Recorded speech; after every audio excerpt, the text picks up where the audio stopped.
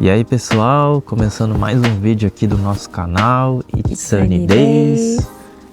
Hoje a gente vai fazer um vídeo falando sobre algumas dicas de viagem para o Japão, né?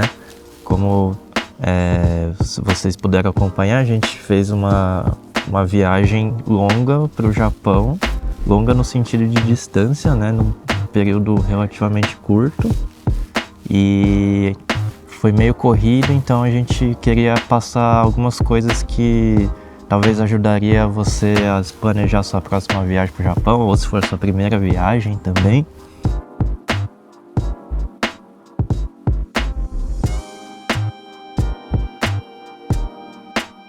É isso. Então, basicamente foram praticamente 30 dias. A gente saiu no dia 15 de fevereiro e voltou no dia 19 de março.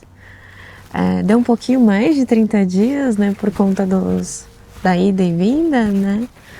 Mas então foi um período muito curtinho, apertado, e a gente fez muitas cidades, muitos lugares, né? Então os vídeos que vocês estão vendo agora, na verdade a gente já tinha gravado na época que a gente foi mais ou menos meados de fevereiro, e a gente, assim, fez todos os vídeos naquela época, né? Então foi bem corrido, bem apertado, mas a gente conseguiu. E durante a viagem a gente percebeu que tem algumas coisas que às vezes não era bom ter feito, ou tipo, não, foi muito bom ter feito, né, o que a gente fez. Então a gente vai dar umas dicas para vocês na próxima viagem de vocês, né, se vocês forem para o Japão, ajudar aí de alguma forma. Então a primeira coisa que a gente vai falar sobre é por onde começar, né? Por onde começar a se planejar para viajar? Bom, a gente tinha a intenção, a gente tinha o desejo, a gente tinha o plano, mas e agora? Por onde começar, né? E aí, amor, por onde começar? Eu acho que a coisa mais importante primeiro é definir datas, né? Mesmo se você não souber exatamente a data, mas assim, o mês, assim, né? Sei lá, eu diria começar a pensar uns 6 meses de antecedência. Eu não acho legal começar a ver as coisas muito antes, porque é ruim, assim, você reservar passagem muito antes, tá? Hospedagem. A gente nunca sabe o que pode acontecer, né? E fora que o preço das passagens, ele é muito sensível. Ele muda muito, é de hora em hora, de minuto em minuto.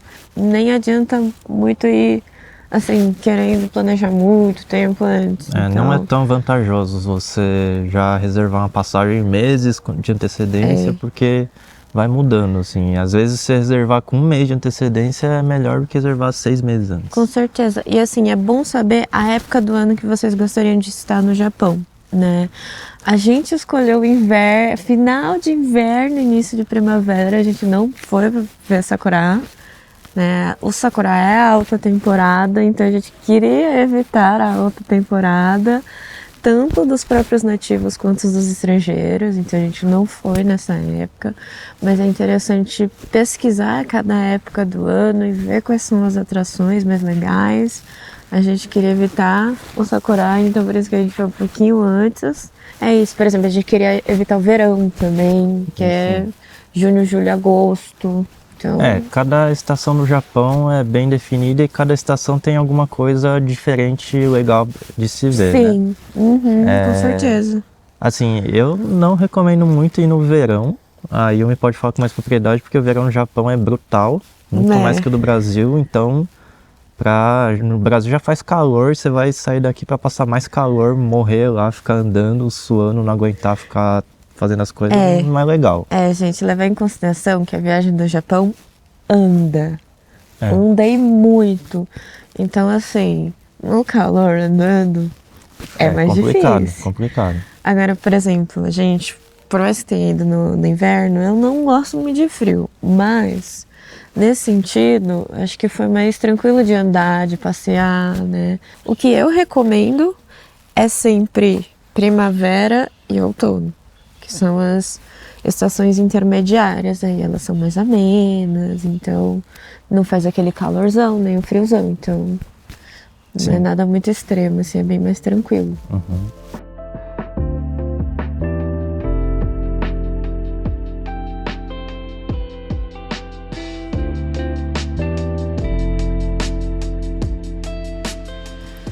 Falando um pouco agora das passagens de avião, né? Para ir para o Japão, tem assim 2 grandes jeitos, ou pelos Estados Unidos ou pelo outro lado, que é Europa, Oriente Médio, né? A gente decidiu ir por esse caminho por alguns motivos. O primeiro é pelo preço, e o segundo é que a Yumi não tem visto americano, não daria para ir pelos Estados Unidos, né? Então, com isso em mente, a gente começou a pesquisar os voos de companhias como a Emirates, a Turkish, a Qatar, Airlines, tem a Ethiopian também. tem algumas. E então vai pesquisando assim de todas as companhias, aqueles sites tipo Decolar, tem o Google Flights Skyscanner, também. Google Flights, que ele mostra de várias companhias. Ele faz um apanhadão, assim. Isso, para você ir tendo uma base, assim, né? No nosso caso, a gente optou pela Turkish porque foi o mais barato, basicamente. Foi mais em conta, né? Era uma escala só, que tem voos que são 2 escalas, então tem que ficar atento com isso também. Preferível fazer uma escala só, porque, putz, ficar fazendo escala é chatinho, hein? E, gente, se atentem ao tempo de escala. O tempo de escala é muito importante, assim, que não seja nem muito curto, nem muito longo, né? Isso. Muito curto é tipo menos de 2 horas. Acho que 2 horas eu já acho apertado já. Eu prefiro uma escala internacional de pelo menos umas 4 horas, assim, pra ficar tranquilo. Sim, porque veja bem, vai ser um voo de 12 no mínimo e um outro de 12, por exemplo, né, em média. Então, assim, ficar só 2 horas na escala é muito pouco. E às vezes você tem que passar pela imigração no país que você der, você tem que pegar a sua bagagem, esperar a sua bagagem chegar e depois despachar de novo. Nossa, às vezes... É corrida. Tipo, é um estresse assim que você passa horrível. Assim. Aí acontece alguma coisa lá no meio do caminho, você tem risco de perder o voo, né? Então... E fora assim, né, você não vai nem ter tempo de descansar, nem fazer nada, comer alguma coisa, esticar tal. as pernas, comprar né? alguma... Depois de 12 horas sentado, né? Comprar alguma lembrança, então ficar atento com isso também. Sim, e eu acho que dê preferência também para comprar da mesma companhia, os 2 voos, né? E é muito mais fácil, assim, porque questão de despacho de bagagem, eles já fazem direto, a maior parte, né, já faz direto. Depende do aeroporto, claro. Mas a maior parte já faz direto. Então, por exemplo, você desce na escala, você não tem que sair correndo preocupado. Nossa, eu preciso pegar a mala despachada e despachar no outro voo. Não, eles já fazem direto, né? Isso. Então é só você chegar lá na escala, passa na imigração lá bonitinho, raio-x. Aí se você quiser ficar vendo as lojinhas, você vê, vai no banheiro e tal, faz as coisinhas, anda um pouco. Mas pra não passar esse aperto, assim, sabe? Esse estresse de viagem. É muito chato. Nossa, horrível.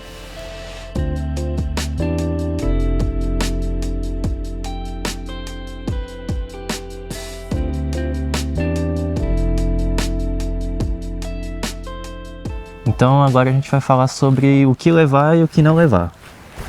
Começando pela parte assim do avião, do trajeto, né?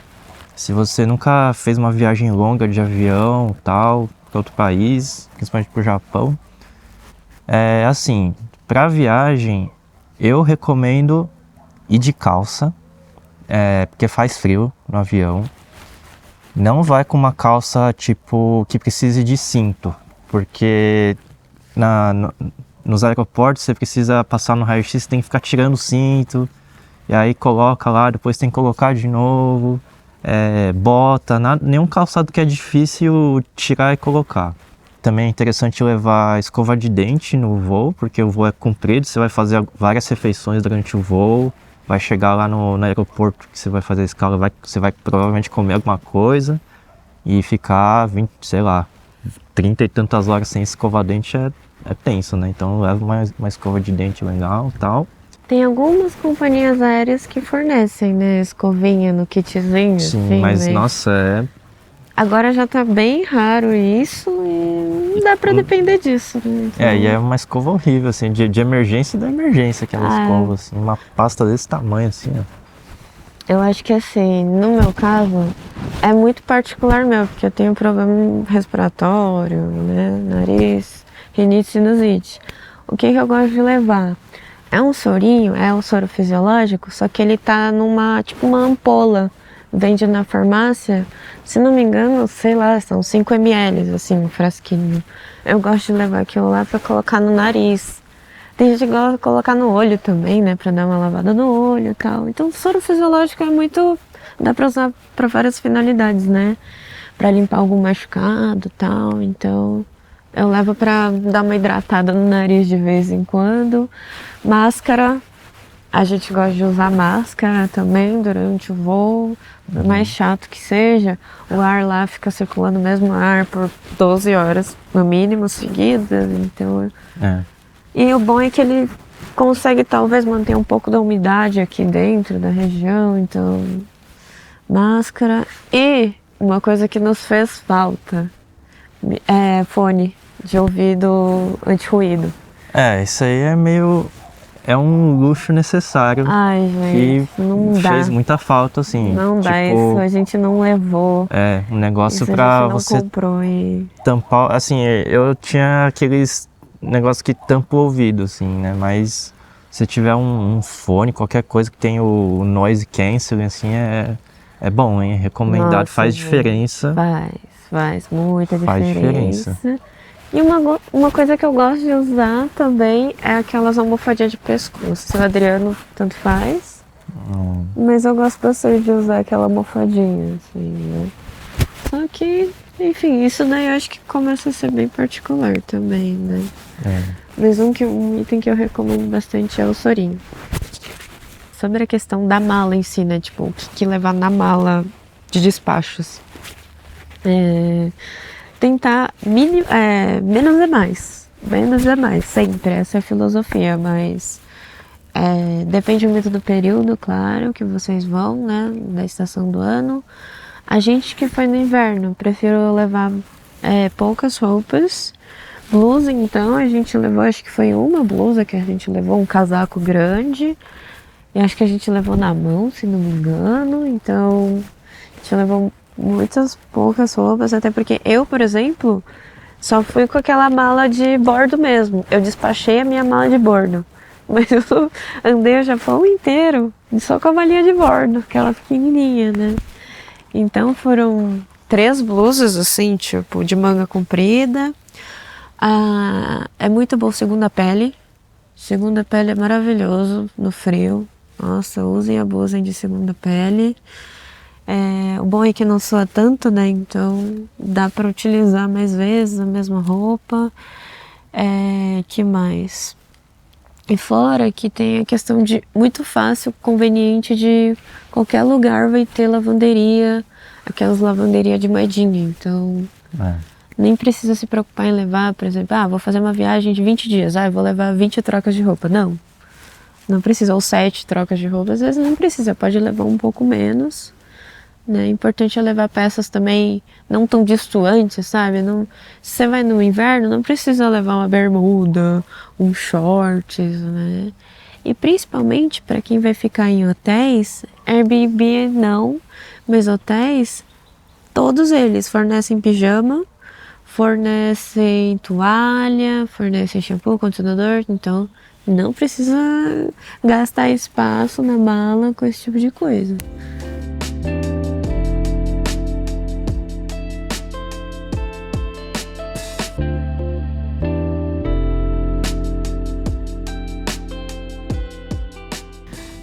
Então, sobre a locomoção, a gente vai falar um pouquinho sobre o JR Pass, que é o passe que a gente adquiriu antes de viajar e que é como se fosse como é que eu posso dizer? Ele é tipo um passe que você compra e você tem direito de usar os trens balas por um período específico, né?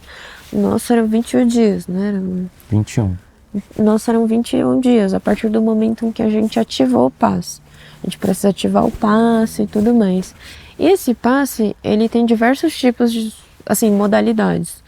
A gente pegou o passe de cobertura nacional, mas existe assim um que, só na região de Kanto, né, que é a região de Tóquio. É só na região de Kansai. Então tem que ver certinho para onde vocês querem ir, para ver se cobre ou não, né? O JR Pass, ele não é para todo mundo e não é sempre que vale a pena, tem que ressaltar isso. Sim. Dependendo do seu itinerário, se você tem que fazer as contas, aí você vai ter que fazer as contas se o tanto que você vai viajar de trem-bala, de JR, vai compensar o valor do passe. Se for menos, aí não compensa, mas se for acima, aí compensa. No nosso caso, a gente fez a conta de todas as viagens de trem-bala que a gente ia fazer, depois a gente fazer o nosso itinerário, e as viagens de trem também, de JR. E no nosso caso, o valor total deu bem mais caro do que o valor do JR Pass, por isso que a gente optou por comprar o JR Pass, mas tem que ficar esperto com isso também. E para você calcular os valores das suas viagens, você consegue fazer isso pelo próprio Google Maps. Você coloca a estação de saída, de chegada, ele vai te mostrar quanto que é o valor do trem, do transporte que você vai pegar para esse trajeto. E aí você vai ter que fazer lá a continha e bater com o valor do passe. Do passe, né? Se passar do valor, vale mais a pena pegar o passe. Se não, vale mais a pena pegar individualmente ou um passe mais local e tudo mais. Isso. Como esse passe nacional cobria, né? As cidades que a gente queria ir, a gente fez sul a norte, né? Então a gente falou, vamos pegar esse nacional. Para valer a pena também, a gente aproveitou os 21 dias de passe, quase todos praticamente, né? E também é interessante falar que o JR Pass, ele não funciona para metrô normal, é só para trem JR. Isso, é só para esses tipos de trens específicos, né? E a gente fez um vídeo enquanto a gente fez algumas gravações de como funciona esse JR Pass, como utilizar ele lá na estação. Então a gente vai colocar agora aí para vocês enquanto passa um helicóptero aqui em cima. Então fica aí com as instruções de como utilizar o JR Pass. Agora a gente vai mostrar como é que reserva o ticket do Shinkansen, do trem-bala. Então é aqui, assim, gente, é nessa máquina que é verde. Aí a gente vai clicar nesse Japan Rail Pass. Vou colocar em inglês aqui, né? Aí que tá falando que basicamente 2 tipos de trens não dá pra gente pegar, que é o Nozomi e o Mizuho. Aí a gente tem que colocar esse aqui. A gente não vai usar o trem agora. Só que a gente tem que clicar nesse pra poder reservar. Aí o número de pessoas, clica 2 pra mim e pro Adriano. Aí a gente vai ter que pegar o JR Pass e escanear o QR Code nessa parte aqui, ó. Aí colocar o número de passaporte. Agora é o seu número.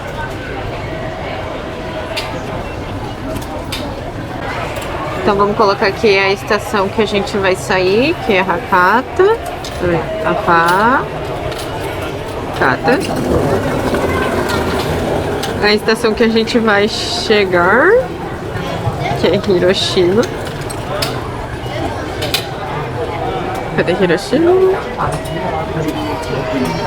Aqui no dia 24.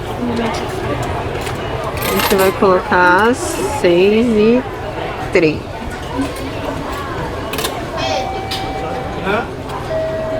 E, bom, 2 adultos. Ok. Vamos usar Shinkansen.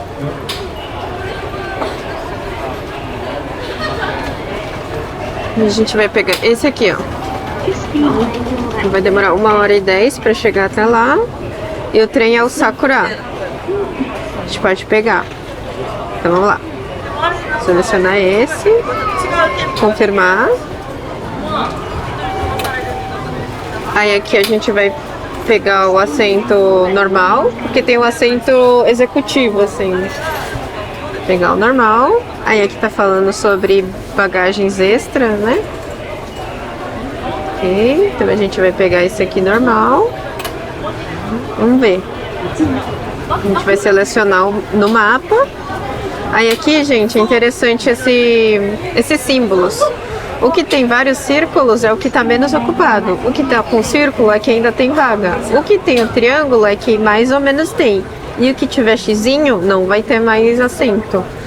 Então daqui a gente vai tentar o 4. Não tem assento de dupla, ó, tá vendo? Então vou tentar mudar de carro pra ver se tem. Não tem também. Vamos ver se a gente acha no... Sei lá, vamos tentar no 8. Não tem. É, aqui vai ser difícil, né? Mas...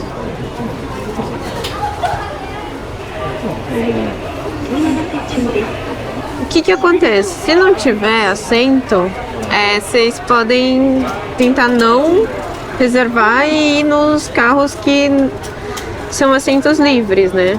Que são esses de 1 a 3.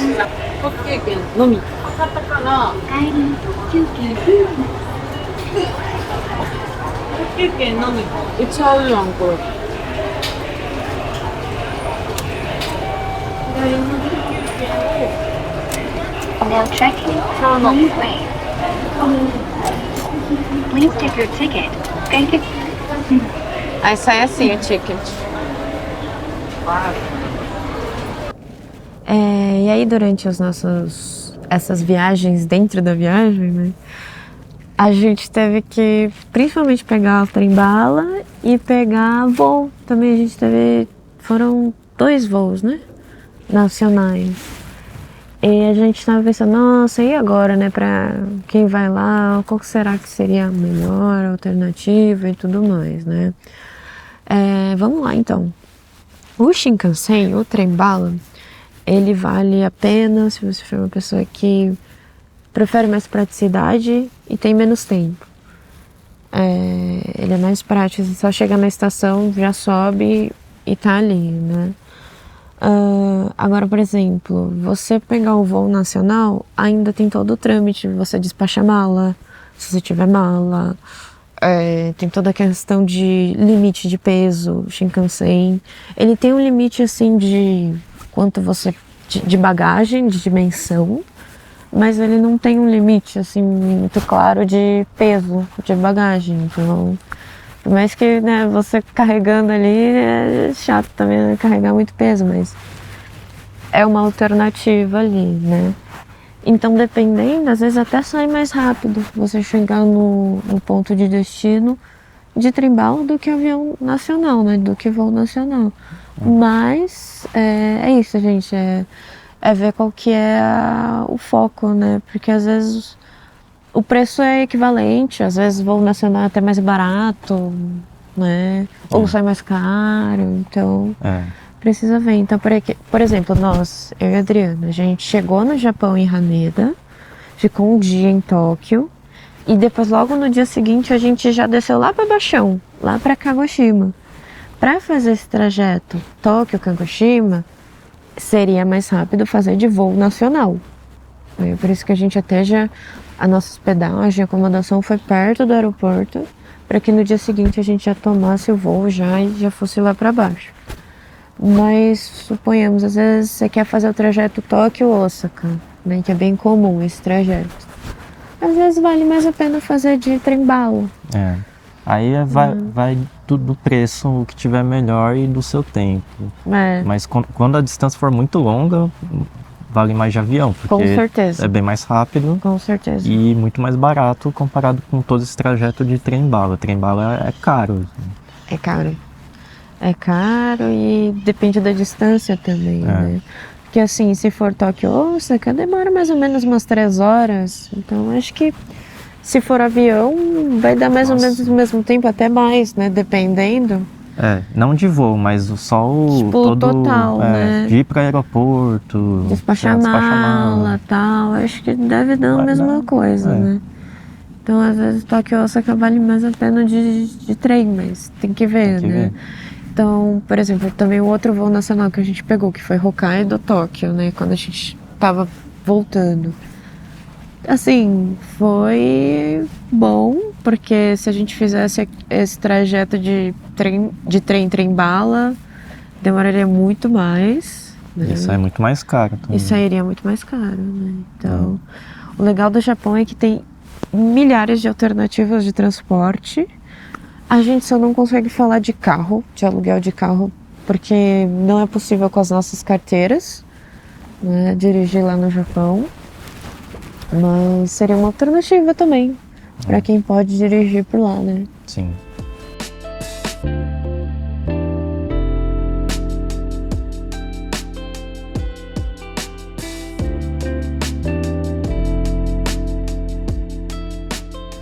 Bom, agora eu vou falar um pouco sobre dinheiro, pagamentos, como é que funciona lá, o que é melhor.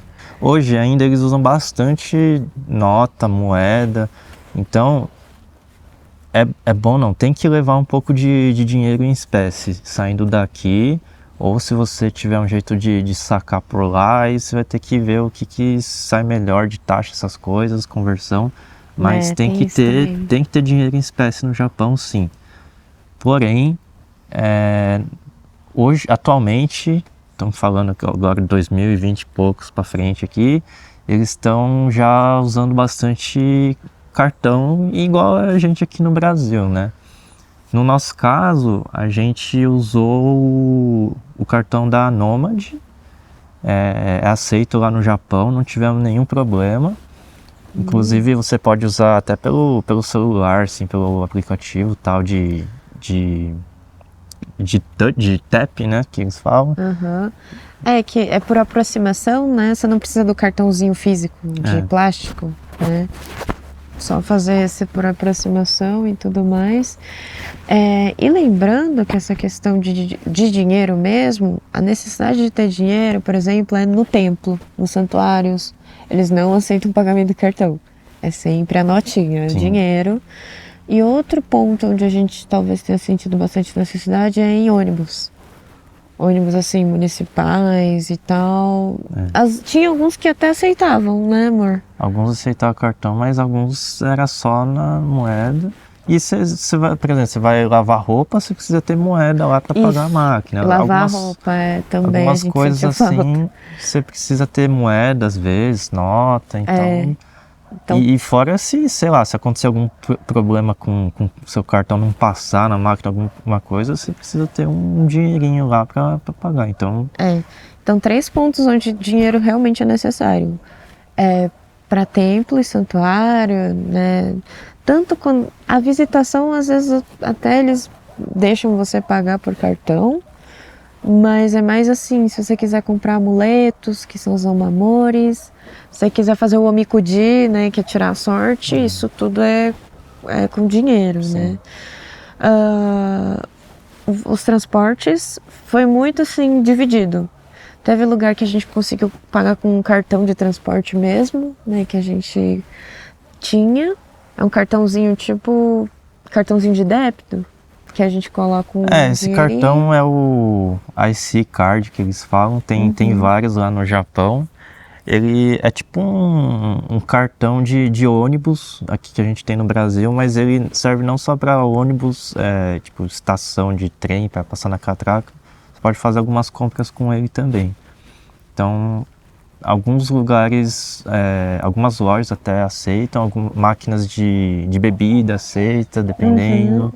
Ele fica tipo um cartãozinho de débito, sabe? Vocês colocam um valor Um pré-pago, assim. Cartão pré-pago. Um cartão pré-pago, E aí tinha a maior parte dos ônibus aceitava esse cartãozinho de trem, de bonde, que a gente pegou também bastante, Hakodate e Nagasaki, né? Sim. Em Kagoshima.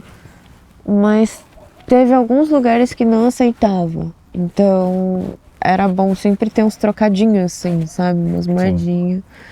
Então é isso, gente. Mas também já tentem a não ficar usando tudo só em dinheiro e ter várias moedas de porque eles dão o troco certinho e aí eles devolvem as moedinhas quebradinhas E aí depois se Você vai atentem andar porque... com uma bolsa de moeda, assim, um saco de e moeda. usar essas moedinhas lá, Nossa. essas pequenininhas, principalmente a de 1, é chato, porque a gente não consegue usar nas maquininhas. Então, assim, se atentem a não acumularem tanto, então, se vocês pegarem, já usarem, assim.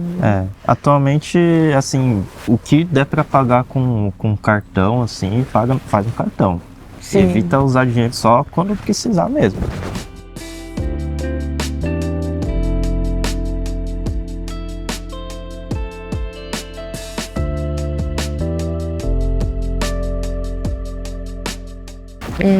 Então, agora só mencionando um pouco sobre a questão da internet, existem alguns jeitos, mas a gente optou por um chip digital, assim. E-chip. É um e-chip que chama, né? Você não precisa de nada físico, basicamente é um código que você insere, né? E tem várias empresas que fazem isso já. Eu optei por fazer pela Nomad, porque era o que estava melhor lá na época, no meu caso, né? Então eu optei por fazer pela Nomad. Então você compra lá 30 dias, o tanto, assim, acho que foram 30 gigas. Por 30 dias, eu não lembro certinho. Depois a gente vê e coloca na tela. Mas, e foi isso, assim, nenhum momento me deu problema, foi tranquilo, até nos lugares mais remotos pegava internet. Às vezes um pouco mais devagar, claro, tudo, sinal, mas... Normalmente esses serviços de e-chip, tem vários aí por aí, pela internet você acha e funciona bem. Uhum. Quando você chega no Japão e pega uma das redes de telefonia de lá e normalmente não tem muito problema, assim, não é aquela coisa excelente, assim, mas para o que você precisar, assim, ver um Google Maps, mandar uma mensagem no WhatsApp, coisas assim, é tranquilo. Isso, não dá pra gente ficar, por exemplo, abusando, usando... né? Você não vai abrir um YouTube lá e ficar vendo lá em 4K um vídeo. Não dá pra, tipo assim, usar por muito tempo, né? Então, assim, mas assim, todos os hotéis, lugares privados, geralmente vai ter Wi-Fi. Então aproveita, usa o Wi-Fi desses lugares. Sim, né? sim. E eles estavam com uma rede nacional também, o Japão. Então tem alguns pontos do Japão que se você baixar o aplicativo, você vai conseguir acessar também a internet. Então assim, gente, não dá pra viver sem internet lá não. Não dá. Não dá. Mas é possível, sabe? E não é um preço absurdo também.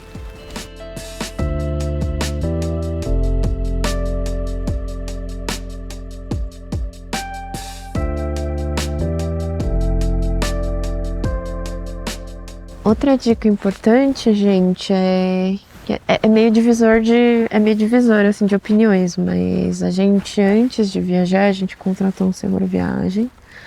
E a gente sempre contrata seguro sem intenção de usar, né? Coitado do seguro, mas enfim, a gente não tem intenção de usar o seguro, né?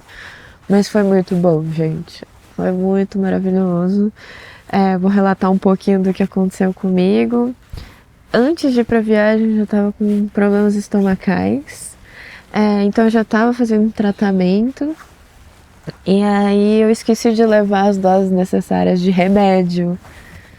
E aí eu tava acabando as minhas doses. E aí assim, teve um dia que eu tomei ali acho que era um potinho, um vidrinho de vitamina C que me caiu tão mal assim no estômago, queimando assim. E depois daquele dia eu falo assim, nossa, já tava com escassez de remédio, e agora que eu preciso mais ainda. Então, assim, aí eu recorri ao seguro, aqui do Brasil mesmo, né? Daí eles entraram em contato com uma empresa, que essa empresa entrou em contato com o médico me ligou via WhatsApp, conversamos, ele fez uma consulta online de vídeo, e deu tudo certo. Ele me deu os remédios que eu tomava já no Brasil, receitou alguns outros para ajudar nessa questão estomacal e passei a viagem assim, né? Mas foi muito bom, né? Porque a gente nunca sabe o que vai acontecer. A gente cara, a gente não espera que vai acontecer algo de ruim. Com certeza não, e que não aconteça. Mas na hora que acontece, é aquela coisa, né? Então é bom ter. Nossa, me salvou demais, assim, foi muito bom. Aí foi super tranquilo também. A gente não teve, eu, por exemplo, eu não tive que interromper a viagem para um hospital, por exemplo, né? Então, foi até, assim, do que poderia acontecer de ruim, foi o menos ruim, mas ainda, né, eu acionei o seguro e foi muito bom. Então, eu indico para vocês, sim, ter o seguro aí. Viagem é um custo a mais? É um custo a mais, mas que valeu a pena no final das contas.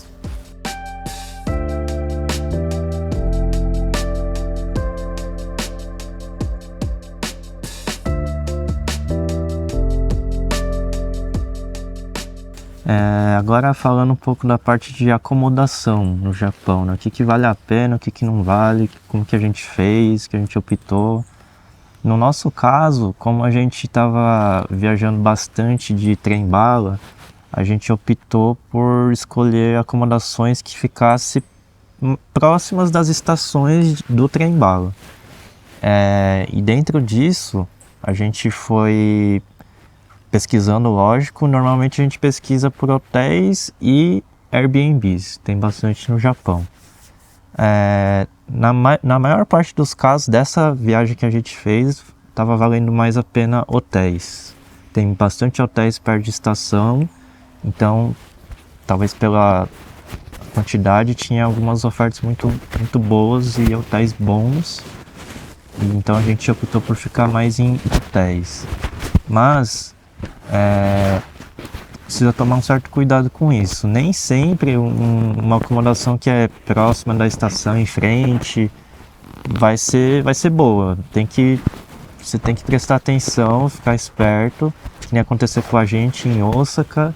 A gente tinha pego um Airbnb que ficava bem perto da estação e chegamos lá, não foi bom. A gente teve que achar uma outra hospedagem na correria no dia seguinte. No dia seguinte, gastamos mais dinheiro, mas se vocês não viram o vídeo, deixar as imagens. Aí o vídeo do perrengue, gente. Ai, meu Deus. Vocês entendem melhor, mas fica esperto com isso. Tem muita hospedagem boa no Japão, mas tem muita hospedagem ruim também. Sim, tem que tomar cuidado. Tomar cuidado com isso, tá?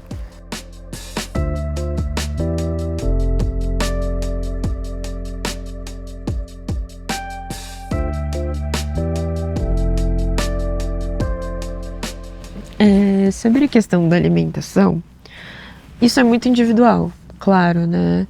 Mas eu acho que as questões mais, assim, importantes da gente saber é que eles comem sushi, sashimi, temaki todo dia? Não, isso é comida, assim, bem ocasional, festiva até pra eles, né? O sushi, o sashimi, às vezes, né? Não é uma coisa, assim, diária, né? Come ramen todo dia? Sei lá, depende da pessoa e do estômago, né? Mas eu acho que é bem difícil, sabe? Então, o que eles comem no dia a dia, gente?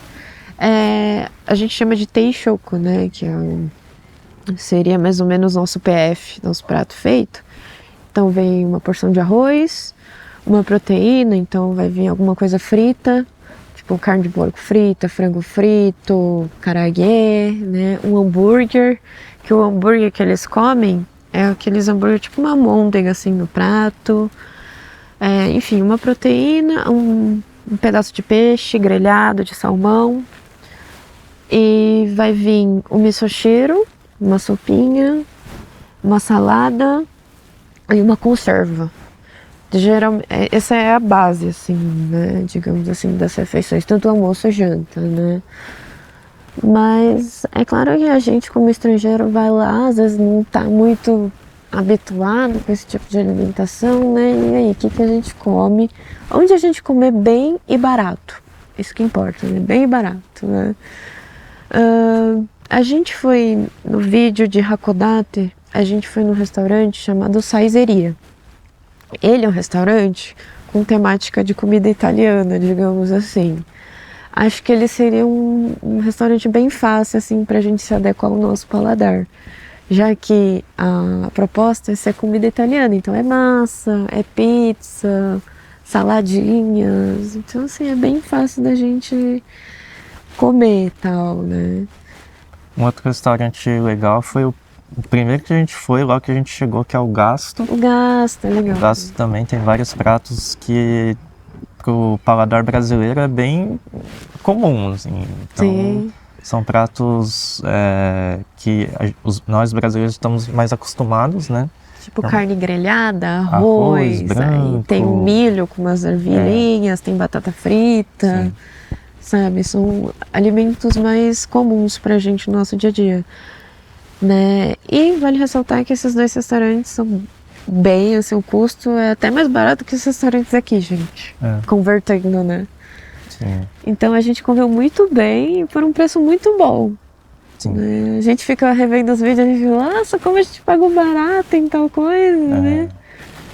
Lógico que Realmente. não tem só. Tem também outras. Assim, passar fome no Japão é difícil. Porque Não. com todo lugar você acha comida. Até nas lojas de conveniência, Isso, né? eu ia falar, as lojas de conveniências, tem as marmitas, né?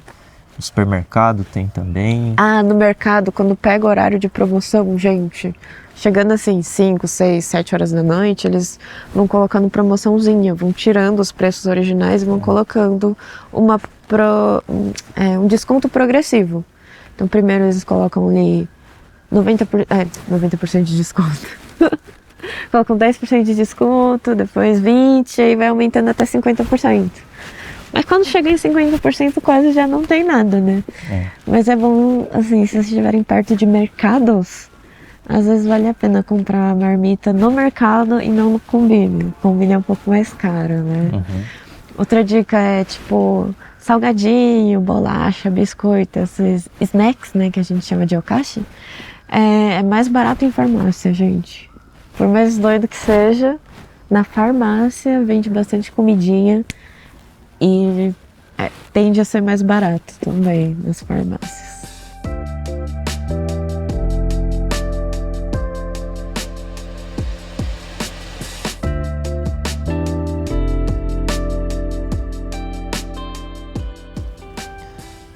Uma dúvida que talvez muitas pessoas tenham eu não sei nada de japonês. Eu posso ir pro Japão? Claro que pode. Mesmo se você não falando japonês, os japoneses provavelmente não vão falar nada de português. Assim, eles fazem o máximo para te entender e que você entenda eles, entendeu? Eles não vão deixar de te ajudar por você não falar o idioma. Eles sabem que você é turista, então eles vão fazer o máximo para te ajudar, né? Eles são bem simpáticos. Só que assim, por exemplo, eles não falam inglês. Lá no Japão poucas pessoas falam inglês e quando falam é bem naquelas assim... Sotaque bem carregado. Bem carregado. Às vezes a pessoa sabe um pouco, mas você pergunta, você fala inglês? Assim, a pessoa fala, mais ou menos, né? Então, provavelmente ela vai ficar mais intimidada de falar inglês com você do que você com ela, assim, se você também não domina direito o inglês. Então, geralmente em placas, coisas assim, sinalizações, tem uma tradução em inglês, em instruções de coisas tem em inglês, mas não é em todo lugar e é bem difícil, tirando no aeroporto, alguns lugares de turismo, assim, informações turísticas, é bem difícil encontrar gente que fala inglês no Japão, né? É bem difícil mesmo. Mas nada assim que um gesto, qualquer coisa usa um Google Tradutor assim na hora que já ajuda. O que você puder ter a mão de tecnologia para te ajudar a traduzir, que seja só a palavra-chave assim que você precisa, sei lá, banheiro, se você não souber falar, coloca assim que você já vai conseguir se virar. Então não precisa ter medo com relação a ficar muito assim, eu não vou pro Japão porque não sei falar japonês, não sei falar inglês. Dá pra sobreviver, dá pra aproveitar bastante, né? Então é isso, assim, eu acho que... Claro que, da nossa experiência, acredito que a gente tirou muito mais proveito porque a gente sabe falar, a gente sabe ler, então a gente conseguiu aproveitar muito bem. Então, uma vez que você sabe ler, poxa, você sabe que em tal lugar não pode fazer isso, ou pode fazer aquilo, ou, sei lá, tem alguma coisa de graça ali que você pode pegar, sabe? Às vezes você não sabe onde você perde muita coisa, né? Então eu acho que, principalmente, por exemplo, quando a gente estava lá em Nagasaki, a senhorinha conversou com a gente, lembra, amor? Aí ela perguntou, de onde vocês são? A gente é do Brasil, tal, não sei o que. A gente conversou um pouquinho lá com ela. E ela, nossa, vocês falam bem, né? Japonês, não sei o que. A gente bateu um papo, etc. E ela deu a lanterna pra gente, né? A lanterninha lá do evento chinês lá que tava tendo. Então acho que eu sei que é difícil aprender japonês, mas se vocês tiverem oportunidade e tempo de pelo menos aprender as básicas, eles ficam muito felizes, assim. Muito felizes de saberem que a gente Você está se esforçando para tentar falar no idioma deles, assim, então, eles respeitam muito isso. Então, muito melhor do que chegar falando em inglês, não tem problema. Assim, se é a única opção, eles vão dar um jeito, mas eu acho que o sentimento para eles é um sentimento de medo, de não saber o que fazer. E agora, meu Deus, eu não sei inglês, não estou entendendo, mas eu quero ajudar. Eu preciso ajudar. Né? E aí quando você tenta falar japonês, a pessoa já fica assim, nossa, ela tá se esforçando e tal, eu vou me esforçar também, né? Não é um sentimento de medo que a gente causa, né?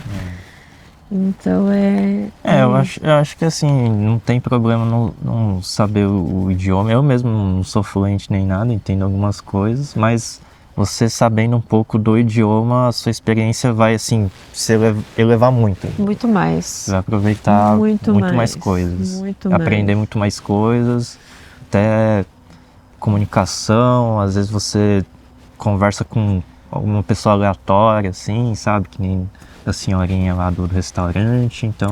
Muitas têm curiosidade, às vezes eles vêm e perguntam tal. E aí a sensação é horrível quando você não consegue falar e se expressar, né? Então... Acho que em todo país, assim, que fala uma língua diferente, você até, sei lá, consegue se virar, mas quando você sabe falar a língua é uma outra experiência. Com certeza absoluta, né?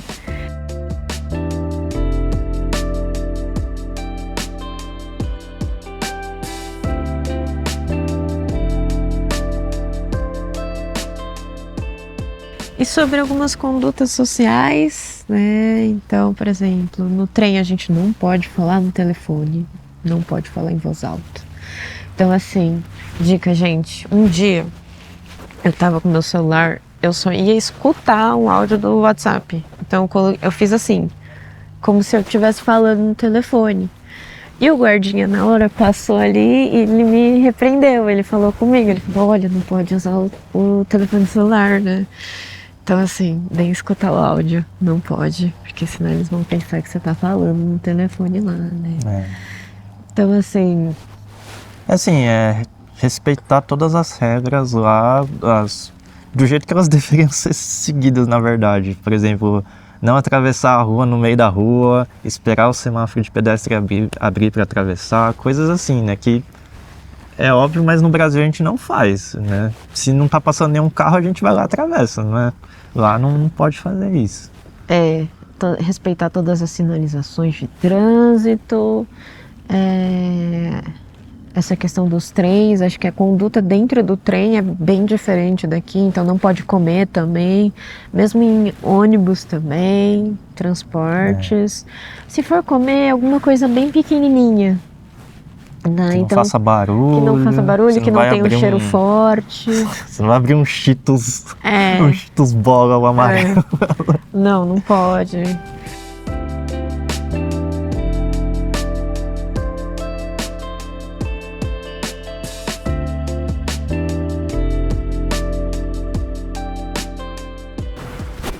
E falando agora sobre compras, o que a gente comprou, o que valeu a pena, o que a gente acha que valeu a pena.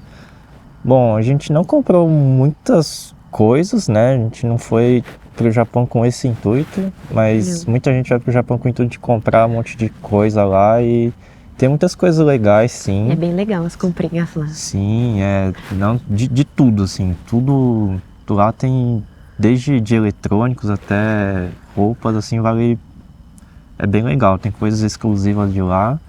No nosso caso, o que valeu a pena bastante foi calçado. A gente comprou tênis. Os tênis do Japão são muito bons, tem modelos que só tem lá. De marcas comuns aqui, por exemplo, a gente comprou tênis da Vans, que é um modelo que só tem no Japão, assim, num preço bem em conta, né? Roupas também, tem muita loja de roupa lá, roupas baratas e de boa E qualidade. barato, né, amor? A gente pagava uma camiseta básica, tipo uns 30, 40 reais, né? Roupa de frio, né? Casaco, vale mais a pena Roupas de comprar lá, frio. tem mais variedade também. Uhum. Os tecidos também, acho que eles são mais próprios, assim, sabe? Eles são mais adequados e eu sinto que eles secam mais rápido. Não sei como, mas eles fazem as roupas para secar mais rápido e amassar menos. Né? Legal, legal. É mesmo, essas duas dicas são bem legais. O que eu acho bacana, claro, isso é muito pessoal, mas eu, por exemplo, gosto muito de comprar garrafa térmica lá. Eu acho que é um preço muito bom e de qualidade, sabe? Então gosto muito de garrafa térmica de lá. E de guarda-chuva. É um item meio aleatório, né? Mas eu acredito que, como tem uma temporada de chuvas ali, que é mais ou menos em junho, julho, eles têm alguns... tipo assim, eles são preparados para a chuva, né? Então eles têm uns itens ali que, nossa, são muito bons para aquelas chuvas com ventania, sabe? Quando o guarda-chuva, ele... Vira tipo, a armação vira e tal. Então, os guarda-chuvas são leves, são fortes, não viram ao contrário, então eu acho bem bons os guarda-chuvas de lá. Então. E uma não dica que a gente não falou, mas eu acho interessante falar, é que muita gente vai lá e fala, nossa, lá é o paraíso das marcas eletrônicas, não é? Só que é o seguinte, gente, quando vocês forem comprar eletrônico lá, tem que levar em consideração que geralmente a garantia ela não vai ser mundial, ela vai ser local, né? Depende, claro, do eletrônico, mas muitas vezes a garantia vai ser local, tá? Então, assim, eu não recomendo comprar eletrônico lá no geral, porque tem essa questão da garantia. Então, se vocês, por exemplo, compram alguma coisa lá, trazem aqui para o Brasil, como é que vocês vão fazer para acionar a garantia? Não tem como. Né? E às vezes, por exemplo, você vai para um técnico, só que o técnico não tem a peça desse produto, né? Então, assim, às vezes é mais caro aqui no Brasil, mas se tiver a garantia daqui, né? Então, não recomendo muito. Notebook, então depende. Eu também não recomendo muito comprar o de lá, porque o teclado é diferente, não tem as letras que a gente está acostumado, então é meio chatinho de a gente se adaptar e tal. Então, por mais polêmicos que sejam, eu não recomendo assim, comprar eletrônico lá. Celular também é meio chato. Até uns tempos atrás, assim, quando eu fui tentar, eles são bloqueados, né, pelas operadoras, então para você comprar um desbloqueado lá, pararei. Assim, é uma dor de cabeçazinha, sabe? Então, eu não recomendo, não.